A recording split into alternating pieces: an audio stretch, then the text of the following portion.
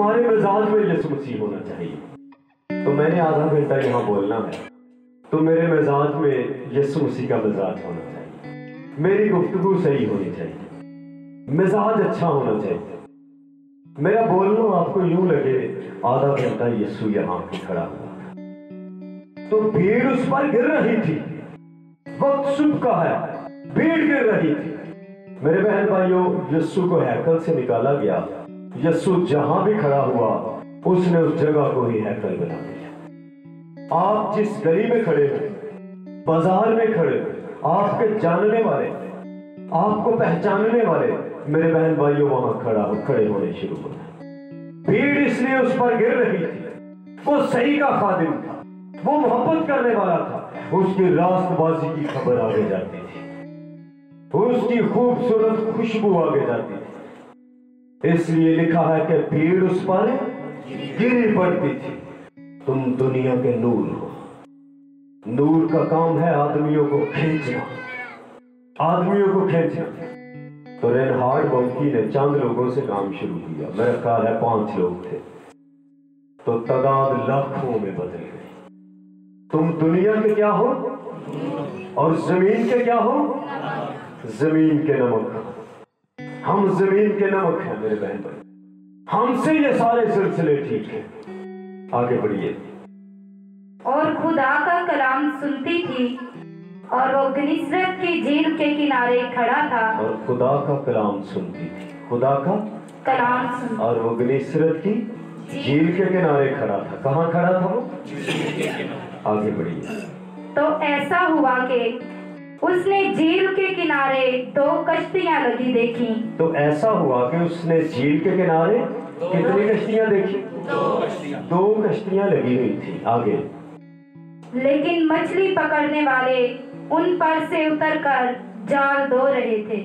यहाँ हमने पढ़ा है 2 कश्तियां खड़ी थी, मछलियां पकड़ने वाले उन पर से उतरकर क्या कर रहे थे? उतरकर अपने जाल धो रहे थे। आप बड़ा अच्छा सुन रहे हो, अपने जाल धो रहे थे। इसका मतलब ये है उन्होंने अपने काम को खत्म कर दिया। अब वो कश्तियों पर से नीचे आ गए हैं और उन्होंने अपने जाल धोने शुरू कर दिए, जाल उन्होंने साफ करने शुरू कर दिए। काम उन्होंने अपना कंप्लीट कर लिया। ये सुबह का वक्त था, उन्होंने काम अपना कर लिया। उनकी जो मजदूरी का, उनके जो काम का वक्त है वो गुजर गया है। अब उन्होंने जाल धोने शुरू कर दिए। आगे बढ़िए। और उसने उन कश्तियों में से एक पर चढ़कर, जो शमौन की थी, उससे दरख्वास्त की कि किनारे से जरा हटा ले चल। और वो बैठकर लोगों को कश्ती पर से तालीम देने लगा। अब यीशु मसीह एक कश्ती पर चढ़े हैं जो शमौन की थी। किसकी थी? और यीशु मसीह कहते हैं कि कश्ती को किनारे से जरा पीछे हटा। क्यों यीशु ने कहा है कि कश्ती को पीछे हटा? क्या वजह है? याद रखिए, हमारा बुजुर्ग खुदा तरतीब का खुदा है। सदियों से देखिए सूरज क्या खूबसूरत रूटीन के साथ आता जाता है, फिर चांद आ जाता है। सारे काम नज्म व ज़ब्त में, सारे काम बड़े अच्छे तरीके से, बड़े खूबसूरत तरीके से हो रहे। भीड़ उस पर गिर रही थी। तो यीशु मसीह शमौन की कश्ती पे बैठ के कहते हैं जरा इससे पीछे कर। यीशु मसीह अपने रास्ते को सही कर रहे हैं, नज्म व ज़ब्त को सही कर रहे हैं। यीशु मसीह तरतीब को सही कर रहे हैं। हमारी तरतीब ठीक होनी चाहिए। मैं जब भी आता हूं मुझे तरतीब अच्छी लगती है। मैंने चर्चिज में एक और भी काम देखा है। कुछ लोग तरतीब देखते रहते हैं, कहते हैं भाई बस तरतीब सही होनी चाहिए, आवाजें इधर उधर, दुआ की भी नहीं, बस एक बंदा दुआ करे बाकी खामोश रहे। वो एक वक्त होता है, बाकी हल्की आवाज में दुआ करें। तो ऐसा नज़्म व ज़ब्त उनके सर पे सवार हो जाता है, वो रूहुल कुद्स की जो मौजूदगी है, उसका काम है, उसे भी रोकना शुरू कर देते हैं। वजीराबाद में मैंने ये काम देखा है। वो ऐसे मुहज्जब हो गए हैं, उन्होंने रूहुल कुद्स के काम को रोक दिया है। ऐसा काम खराब है। एक चर्च में मैंने वहां देखा, लिखा था कि खामोशी इबादत है। और भाई खामोश घर में खामोश बैठ जाया करो। ये भी वहां लिखा हुआ था। ऐसे मुहज्जब कुछ हो गए, उन्होंने रूहुल कुद्स के काम को रोक दिया। तरतीब होना बाइबल कहता है, बाइबल फरमाती है ये होनी चाहिए। यीशु ने तरतीब को सही किया। कश्ती जरा पीछे चली जाएगी, मैं सारे लोगों को देखूंगा, लोग मुझे देख लेंगे, लोग अच्छे तरीके से सुन लेंगे। यीशु उसी तरतीब को सही कर रहा है। आगे पढ़िएगा। जब कलाम कर चुका, जब कलाम कर चुका, सारे बोलिए, जब कलाम कर चुका, जब कलाम कर चुका। आगे तो शमऊन से कहा, गहरे में ले चल और तुम शिकार के लिए जाल डालो। जब कलाम कर चुका तो शमऊन से कहते हैं जरा इसे गहरे में ले चल। कहाँ ले चल? गहरे में। मछलियां तो बाहर भी आ सकती थी, वो खुदा था वहां खड़ा, खुदा खड़ा था। वो हमारी तरह बात नहीं थी, खुदा खड़ा था। किनारे पर भी मछलियां आ सकती थी।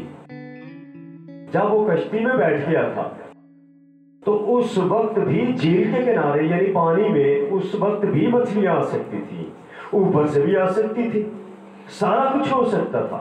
यहां यीशु मसीह कहते हैं कि कश्ती को कहां लेकर चल?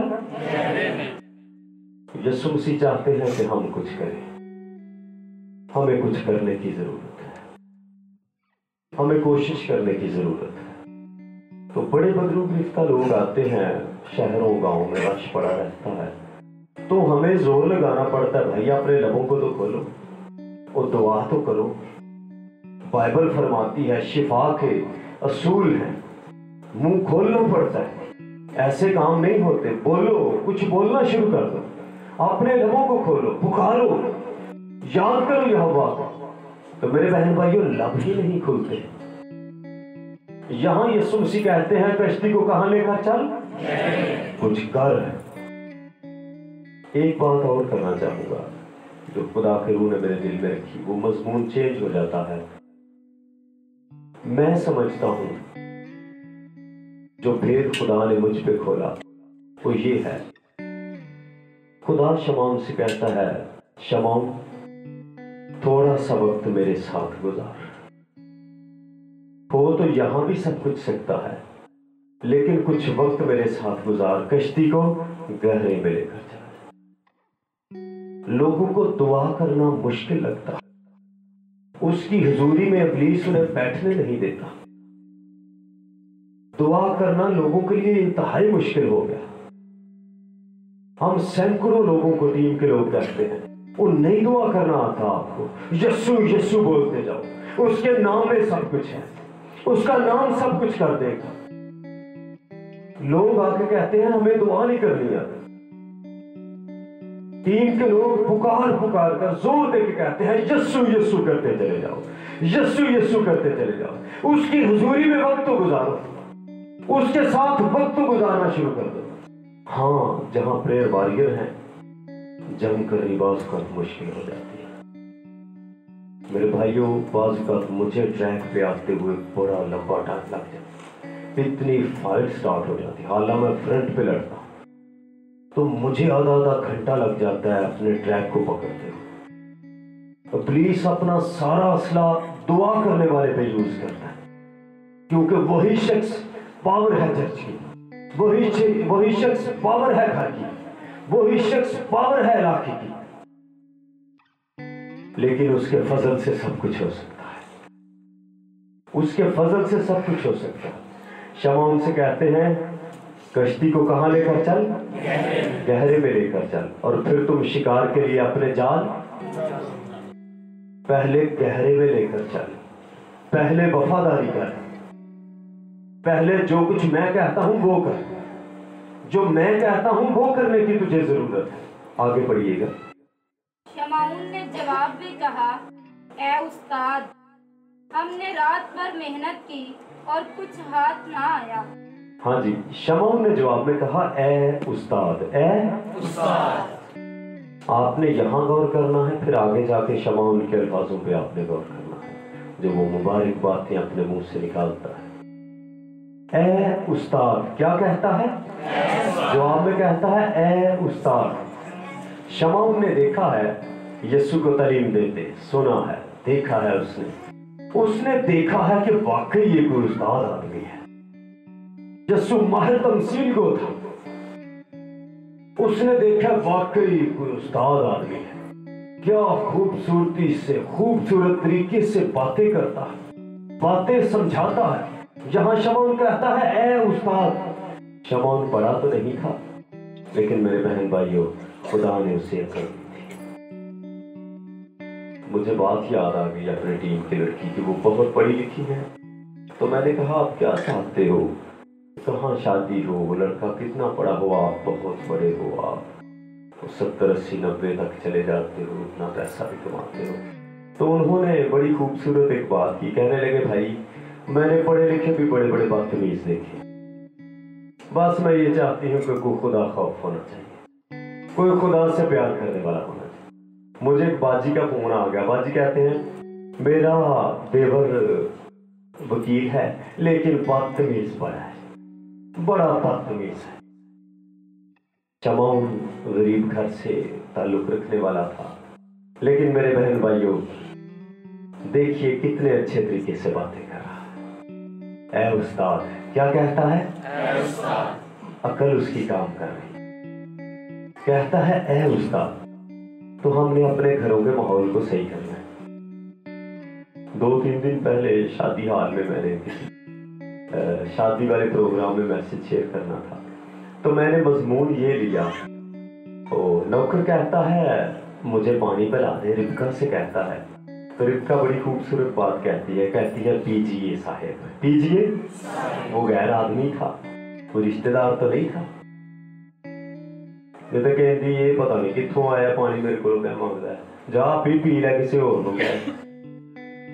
तो वो कहती है पीजिए पीजिए साहेब। कितना खूबसूरत तरीका, कितने अच्छे तरीके। तो बाइबल में लिखा है रिबका बड़ी खूबसूरत थी। तो सबसे बड़ी जो खूबसूरती है वो हमारी जुबान के साथ थी, वो हमारी जुबान। एक पादरी साहब ने कहने लगे खुदा को पूछ के दसो मेरे को बरकत बड़ी सी और खराब हो गई, काम और खराब हो गया, मेरे को पूछ के दसो केड़ी गलती होगी। तो मैं उसके चर्च में गया हुआ था, छोटा सा चर्च है, यहाँ से हाफ कर ले। तो पादरी साहब का गुस्सा नहीं था डाउन हो रहा, वो टीम की लड़कियों के साथ बड़ी बदतमीजी कर रहे थे। ओ भाई मैं क्या खुदा से पूछ के तुझे बताऊं, तेरी जुबान में और बाहर किसी और की जुबान में फर्क ही नहीं लगा। तो मैं लाहौर में बैठा था, तो एक पेंट करने वाले भाई कहते हैं कि मैं पादरी साहब के साथ जा रहा था, मैं किसी के साथ जा रहा था, तो पादरी साहब ने मैंने आवाज दी, ओए इधर आ गल सुन पूछियो। तो वो कहने लगा ये कौन है? कहने लगा जी हम पहले पेंट का काम करते थे इकट्ठे, अब ये पादरी साहब बन गए। तो वो हैरान हुआ ये पादरी साहब बन गए हैं। वैसा ही मिजाज रखो जैसा मसीह यीशु का था। हमारा मिजाज तो सही होना चाहिए। मार यीशु पर भर रही थी तो उसका मिजाज चेक कीजिएगा। मारे भरने से, बीमारियां भरने से इंसान तल्ख हो जाता है, लेकिन यीशु के मिजाज को चेक कीजिए। मैंने अपने बाप को देखा, जो ही बीमारी जोर कर रही थी, इन्फेक्शन यहां तक आ गया, मुंह से अंदर से भी नजर आ रहा, वो फैलता फैलता मुंह में आ गया था, लेकिन मिजाज में फर्क नहीं मैंने देखा। एक लफ्ज, एक जुमला मैंने तलख नहीं सुना। मेरे बहन भाइयों कादावरियां ये हैं, इन्हें कादावरी कहते हैं। इतनी तबीयत खराब, डॉक्टर हक्के बक्के थे, ये कौन शख्स है, बॉडी येलो हो गई। उन्होंने पूछा बुजुर्गों क्या नाम है, वो पूछना चाहते थे, देखना चाहते थे वाकई ये बंदा अपने हवास में। तो वो जोर लगा के बोले, तो कहने लगे मेरा नाम गुलजार मसीह है। तो मिजाज में फर्क ही नहीं आया। कादावरी इसे कहते हैं। ये नहीं मैं यहाँ 50 पे नबूवत कर दूं, इल्मियत कर दूं, मोजज़े कर दूं, बदरूहें निकाल जाऊं। तो मेरे बहन भाइयों इससे कादावरी उस्तादी नहीं, वो हमारे किरदार से है, वो हमारे मिजाज से है। यीशु ने कहा कौन है जो मुझ में से गुनाह साबित कर सकता है। ये कादावरी है, कादावरी इसे कहते हैं, ये कादावरी है। शमौन कहता है उस्ताद रात भर मेहनत की, भी तू उस्ताद है, हम मानते हैं तू उस्ताद है, लेकिन हम भी अपने काम के उस्ताद हैं। मछलियां पकड़ने का रात का टाइम है, सही, शिकार का वो टाइम था, तो रात भर मेहनत की है। एक बात और सामने आ गई, शमाउन हाइडर नहीं था। तो मैंने बहुत से इलाकों में मसीहियों को देखा है, 4 लड़के उधर खड़े रहते हैं, 4 उधर खड़े रहते हैं। हाइडर ही नहीं जाती, कर्ज कैसे जाएगा? मैं सख्त बीमार रहा हूं इन दिनों, बहुत सख्त बीमार हुआ हूं। यूं ही थोड़ा सा बेहतर हुआ हूं तो मैंने फिर काम करना शुरू कर दिया। फिर मैंने जान फिशानी करनी शुरू कर दी। मैं जिस सीट पे बैठा हूं, एक एक मिनट का ख्याल रखना है। तो वो कहता है रात भर मैंने मेहनत की है, रात भर मैंने मेहनत की है, कोई थोड़ा काम नहीं किया, मैंने रात भर मेहनत की है। तो शमाउन मछली खाता था। तो ये सीजन है, आपको मैं आपसे कहना चाहूंगा, मछली यूज कीजिएगा, बच्चे तंदुरुस्त रहेंगे, आप भी तंदुरुस्त रहेंगे। तो वो मछली खाने वाला था, इसलिए तो सारी रात वो जाल डालता रहा। वो सही खुराक खाने वाला शख्स था। कहता सारी रात मेहनत की है और हाथ कुछ नहीं आया। जब सारी रात जाल डाला हो, मेहनत की हो, हाथ कुछ ना आए, तो मेरे बहन भाइयों, इंसान मुस्तकबिल को देखना शुरू कर देता है। वो अपने घर का ख्याल रखने वाला था। मैंने कहा है कि वो हडहराम नहीं था, उससे अपने बीवी बच्चों की याद आ रही थी। मैंने सारी रात मेहनत की है, लेकिन कुछ भी हाथ नहीं आया। जब हम बड़ी मेहनत करते हैं, हमें अपना फ्यूचर तरीक नजर आना शुरू हो जाता है। घर के हालात की तरफ हमारी तवज्जो चले जाती है, हम परेशान हो जाते हैं। मैं अपने घर को कैसे आगे लेकर जाऊंगा? मैंने इतनी मेहनत की है, मुझ पे कर्ज भी है, कैसे वक्त गुजरेगा, कैसे ये सब कुछ हो? तो शमाउन के दिल में ये सारी बातें थी। कहता है उस्ताद मैंने सारी रात मेहनत की है और हाथ, बोलिए सभी, और हाथ भी कुछ नहीं आया। आगे लिखा है मगर तेरे कहने से जाल डालता, मगर तेरे कहने से जाल, मगर तेरे कहने से जाल। शमाउन ने नहीं कह दिता हूं मैं थक बड़ा गया हूं, थकावट बड़ी हो गई है, मैं सारी रात जाल मारिया, मेरे को जाल नहीं बजना, नहीं मेरे को गहरे चगे, नहीं मैं आगे जा सकता। एक बंदा 8 घंटे काम करता है, रात को जब कहा जाए आओ मिलकर 10 मिनट दुआ कर ले, तो सारी थकावट वहां ही आ जाती, सारी थकावट वहां आ जाती। इब्लीस बोझ डालना शुरू कर देता, अब तो बड़ा थक गया, अब तेरे शोल्डरों में बड़ी दर्द आ गई, अब तेरी कमर में बड़ी दर्द आ गई। सीखिए शमाउन से। कहता है उस्ताद मैंने सारी रात जाल डाला, मैंने सारी रात मेहनत की। ये नहीं कहता अब कल सही, अब कल काम होगा, कल को कौन जानता है कल क्या हो जाएगा। मगर तेरे कहने से जाल, तेरे कहने से जाल। पहले वफादारी, फिर खुदा की बरकत है। पहले हमें वफादारी करने की जरूरत है। कुछ लोग आके अपने मामला शेयर करते हैं, दुआ के बाद फिर भी जान नहीं छोड़ते, और दुआ हो गई अब तो शुक्रगुजारी करनी चाहिए। हमारी नजर हमारे मामलात से पीछे नहीं हटती। ऐसा बोझ इब्लीस ने बना दिया है, हम झाड़ियों के नीचे आ गए हैं। उस बात से हमारी जान नहीं छूटती, हम वहां से निकल नहीं पाते। वो बाहर निकला है इस ख्याल से, उसने कहा है मैं तेरे कहने पर जाल, मैं तेरे कहने पर जाल, मैं तेरे कहने पर जाल डालता। आगे बढ़िए। ये किया, ये किया, शमाउन ने ये किया है, शमाउन ने जाल डाला है, शमाउन ने जाल डाला है। तो मेरे बहन भाइयों जाल डालना है, हमने कोशिश करनी, हमने जान फिशानी करनी। उसने ये किया और वो मछलियों का बड़ा गौर घेर लाए, और वो मछलियों का बड़ा गौर ये किया, वो गहरे में लेकर गए, गहरे में लेकर गया। फिर उसने ये किया और इसके करने के बाद रिजल्ट क्या निकला? वो मछलियों का बड़ा गौर घेर लाए। छोटा नहीं बड़ा हॉल घेर कर ले आए। आगे बढ़िए। और उनके जाल फटने लगे। अब देखिए रिजल्ट क्या निकला है। उनके जाल क्या होंगे? जाल फटने लगे। ये किया करने के बाद, खुदा की फरमाबरदारी के बाद, उसकी बात मानने के बाद इतनी मछलियां आ गई हैं कि जाल फटना शुरू हो गए। मेरे बहन भाइयों, अगर हम वफादारी करेंगे, पूरी वफादारी करेंगे, तो रिजल्ट ये मिलेगा कि जाल भर जाएंगे, हमारे जाल फटना शुरू हो जाएंगे। आगे बढ़िए। और उन्होंने अपने शरीकों को जो दूसरी कश्ती पर थे इशारा किया। और उन्होंने अपने शरीकों को जो दूसरी कश्ती पर थे इशारा किया। अफरा तफरी उन्हें पड़ गई। अब वो इशारा कर रहे हैं, अपने शरीकों को इशारा कर रहे हैं। आगे बढ़िए।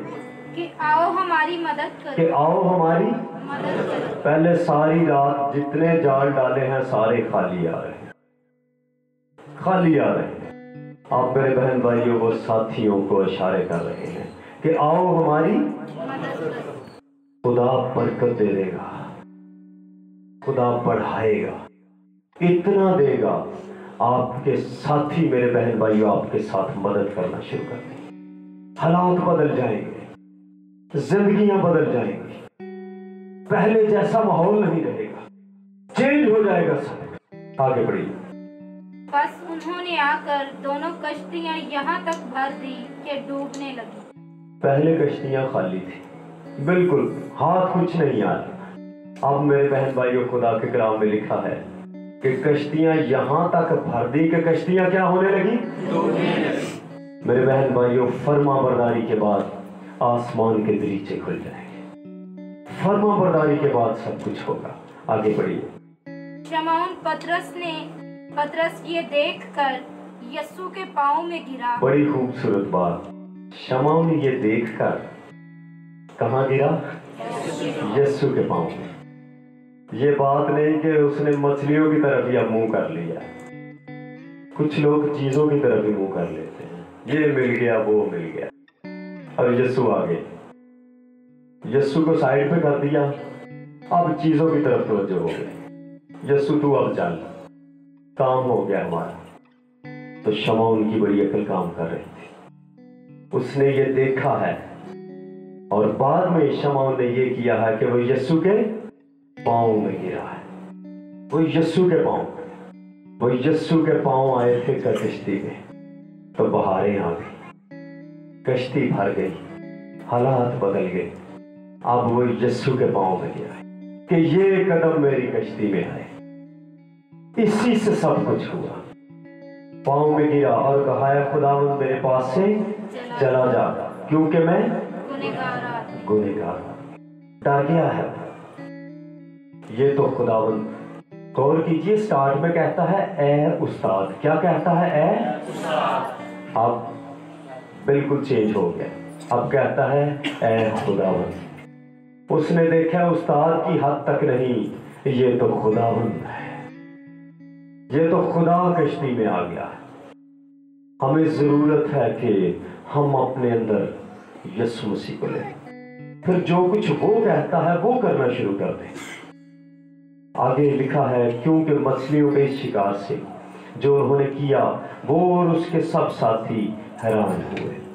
पहले परेशानी थी, सख्त परेशानी थी। याद रखिए यीशु मसीह हमारी परेशानी को हैरानी में बदल देगा। आगे आगे यूं लिखा है और वैसे ही जब्दी के बेटे याकूब और यूहन्ना भी जो शमौन के शरीक थे हैरान हुए।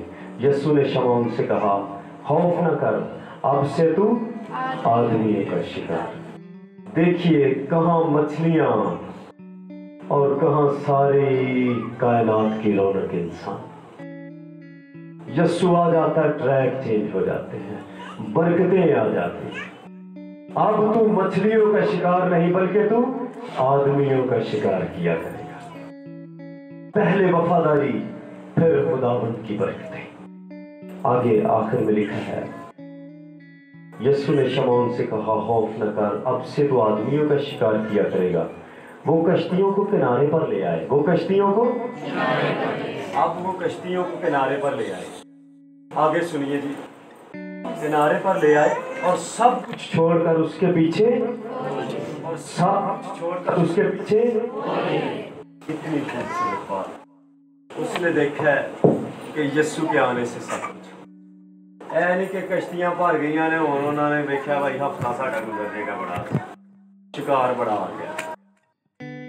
मेरे बहन भाइयों, सब कुछ छोड़ दिया गया है और किसके पीछे हो लिए हैं?